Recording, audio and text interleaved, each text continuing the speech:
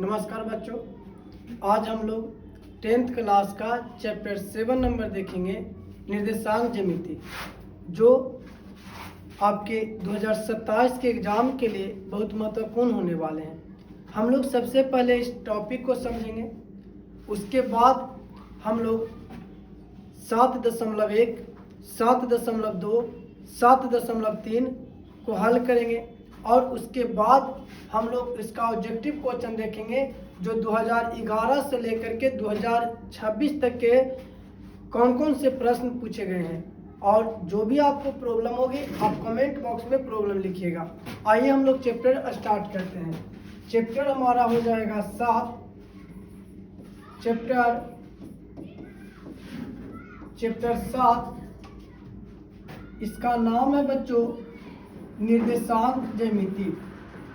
निर्देशांक ज्यामिति,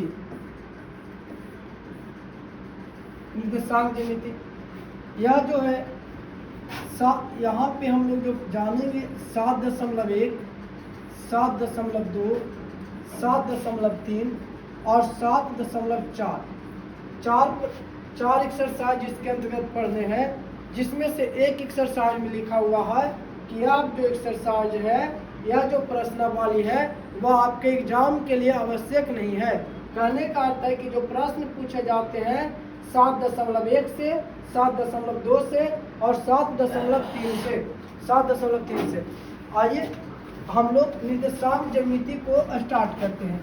निर्देशांक ज्यामिति में सबसे पहले हम लोगों को जो जानना चाहिए, आप एक फिगर पे ड्राइंग पे देखिएगा, जो आपको इसको बोला जाता है x और इसे बोला जाता है x डैश, इसे बोला जाता है बच्चों y और इसे बोला जाता है y डैश।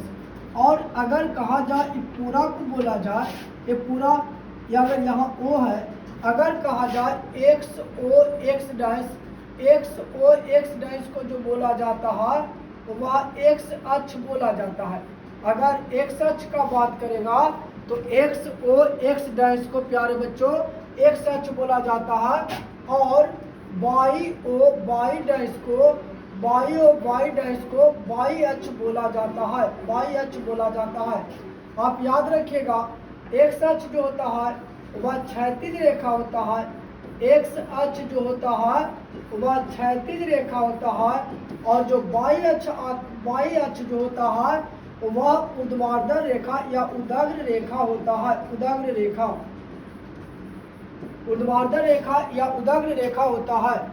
यहाँ पे अगर कहा जाए, अगर डिफिनेशन बात किया जाए x अक्ष का परिभाषा, x अक्ष का तो इसका परिभाषा कहा जाएगा कि परिरेखा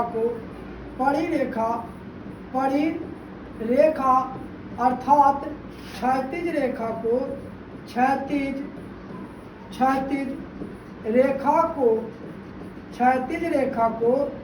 x अक्ष कहते हैं, क्षैतिज रेखा को x अक्ष कहते हैं। आप याद रखिएगा कि जो परिरेखा क्षैतिज रेखा है उसे हम लोग x अक्ष कहेंगे। और अगर y अक्ष का बात करेगा बच्चों तो आपको याद रखना है खड़ी रेखा अर्थात उदग्र रेखा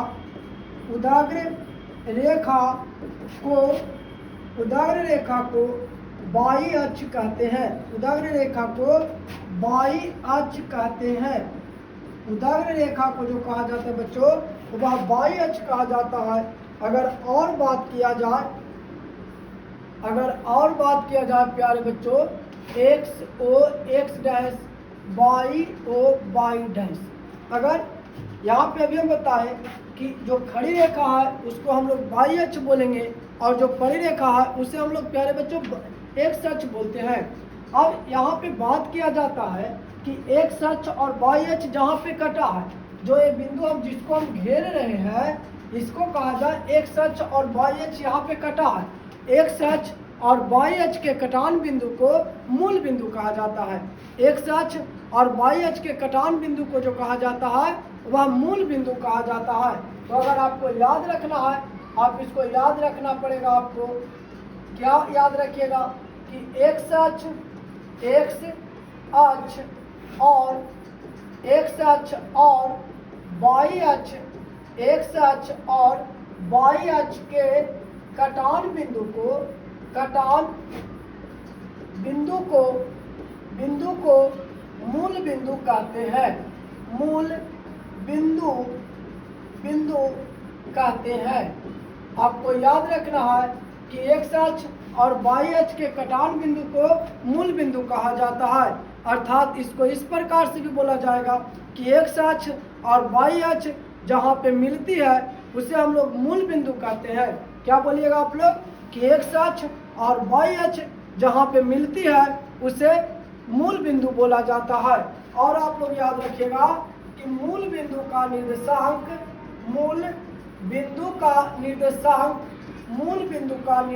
जो होता है, मूल बिंदु का निर्देशांक वह जो होता है 0,0 होता है। मूल बिंदु का निर्देशांक जो होता है वह 0,0 होता है। बच्चों याद रहेगा आप लोगों को मूल बिंदु का जो निर्देशांक होता है वह 0,0 होता है। क्या आपको यहाँ तक क्लियर है? अब आगे सुनिएगा। अब जो बात किया जाता है कि जब एक्स अक्ष और वाई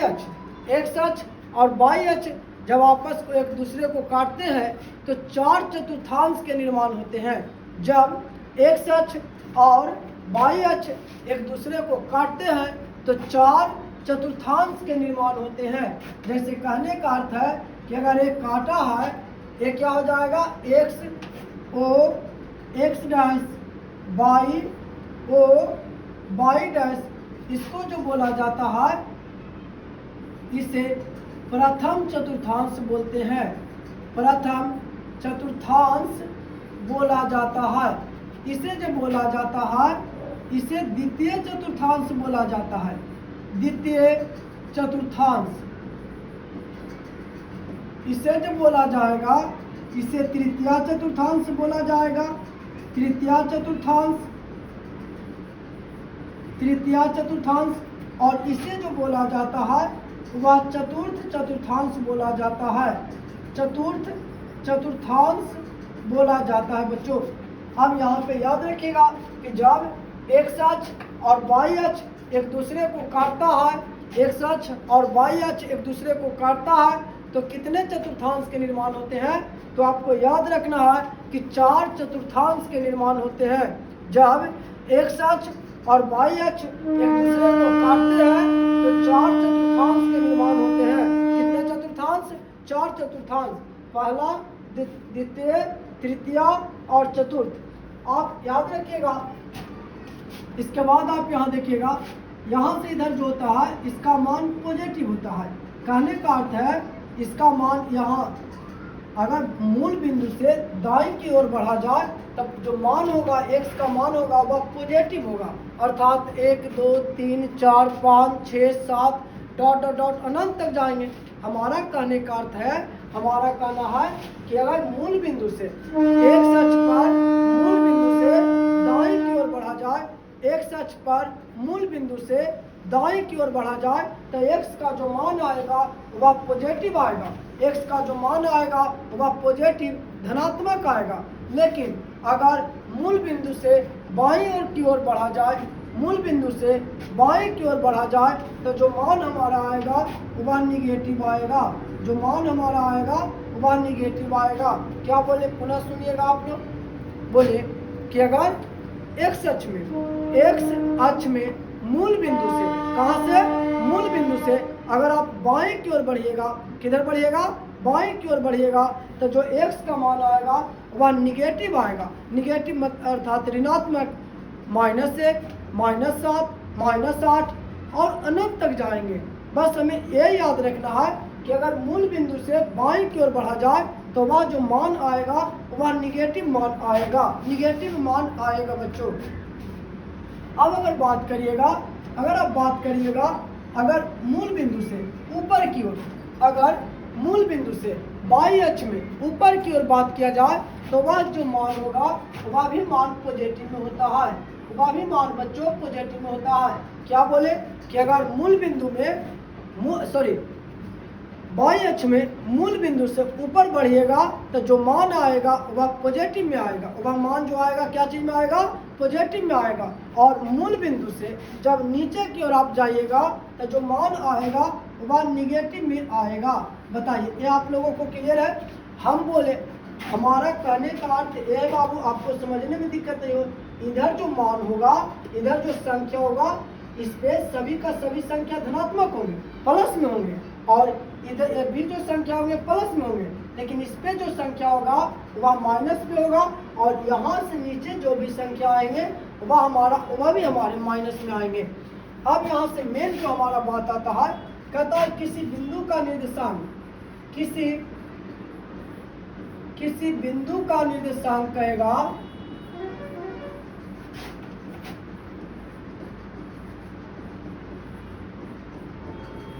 किसी बिंदु का निर्देशांक क्या होता है,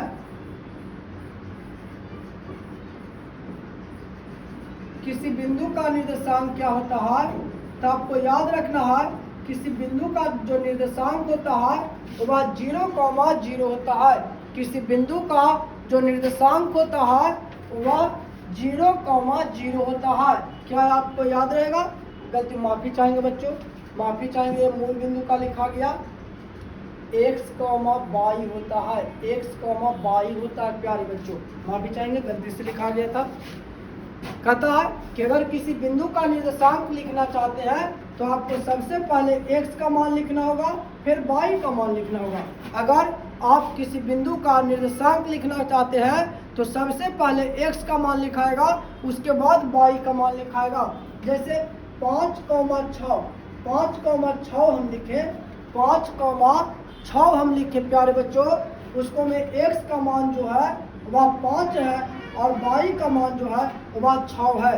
अर्थात जो कोई भी संख्या अगर -7,8 लिखा हुआ है, ऐसा भी रह सकता है, तो इसको में x जो होगा वह -7 होगा और y जो होगा वह 8 होगा।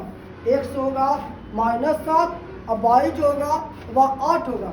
याद रखिएगा, किसी भी बिंदु का अगर आप निर्देशांक लिखिएगा, किसी भी अगर बिंदु का आप निर्देशांक लिखिएगा तो आप याद रखिएगा कि वह जो होगा वह x, y, अर्थात पहले x का मान लिखाएगा फिर पुनः y का मान लिखाएगा। आपको समझ में आया? हम बता रहे हैं कि अगर किसी बिंदु का आप निर्देशांक लिखिएगा, अगर आप किसी बिंदु का निर्देशांक लिखिएगा तो सबसे पहले x का मान लिखाएगा, उसके बाद आपको y का मान लिखना होगा। अब अगर आगे बढ़ा जाए, अगर आपसे पूछेगा बच्चों कि प्रथम पाद का निर्देशांक, प्रथम चतुर्थांश का निर्देशांक क्या होता है, तो आप देखिए, आप अपने बताइएगा। अगर आपसे कहेगा प्रथम चतुर्थांश का निर्देशांक, प्रथम चतुर्थांश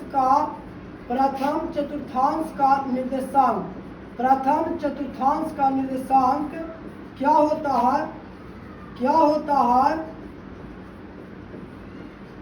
प्रथम चतुर्थांश का निर्देशांक क्या होता है, तो आपको क्या बोलना है, आप अपने बताइए। प्रथम चतुर्थांश से हो गया, हम क्या बोले, हम बोले कि किसी भी बिंदु का निर्देशांक लिखने के लिए हमें सबसे पहले x का मान चाहिए। अर्थात हमको जो सबसे पहले देखना है वह x की तरफ देखना है, हमको सबसे पहले x की तरफ देखना है, उसके बाद y की तरफ देखना है। अगर आप प्रथम चतुर्थांश में, यदि आपको प्रथम चतुर्थांश में खड़ा कर दिया जाए और पहले ही हम लोग का जो मेन पॉइंट कहता है कि हमें सबसे पहले x की तरफ देखना है, तो अगर यहाँ पे खड़ा होकर के आप देखिएगा तो x की तरफ तो कहिएगा सर प्लस नजर आ रहा है, और उसके बाद जब y की तरफ देखिएगा तो कहिएगा सर प्लस नजर आ रहा है। मतलब प्रथम चतुर्थांश का जो निर्देशांक होता है वह प्लस होता है। प्रथम चतुर्थांश का जो निर्देशांक होता है वह प्लस होता है। आप कहेगा द्वितीय चतुर्थांश का निर्देशांक क्या होता है। अब इसको एक बात और समझिएगा, प्रथम चतुर्थांश का निर्देशांक प्लस होता है। आपको प्रश्न में या ऑप्शन में प्लस नहीं रहेगा, आप जो आपको ऑब्जेक्टिव क्वेश्चन मिलेंगे वहाँ पे आपसे पूछा जाएगा कि प्रथम चतुर्थांश का निर्देशांक क्या होता है, तो आपसे प्लस कॉमा प्लस नहीं रहेगा, तो वहाँ पे आपको रहेगा इस प्रकार से 5,6 5,6। आप संख्या पे गौर नहीं करिएगा, संख्या पे आप कभी भी गौर नहीं करिएगा। आप देखिएगा कि 5 के आगे कोई भी चिन्ह नहीं है, 5 के आगे कोई भी चिन्ह नहीं है अर्थात यह प्लस है, और 6 के आगे भी कोई चिन्ह नहीं है अर्थात प्लस है। अब प्लस कॉमा प्लस रहेगा तो वह हमारा प्रथम चतुर्थांश होगा। अगर प्लस कॉमा प्लस रहेगा तो वह हमारा प्रथम चतुर्थांश होगा। अब अगर बात किया जाए द्वितीय चतुर्थांश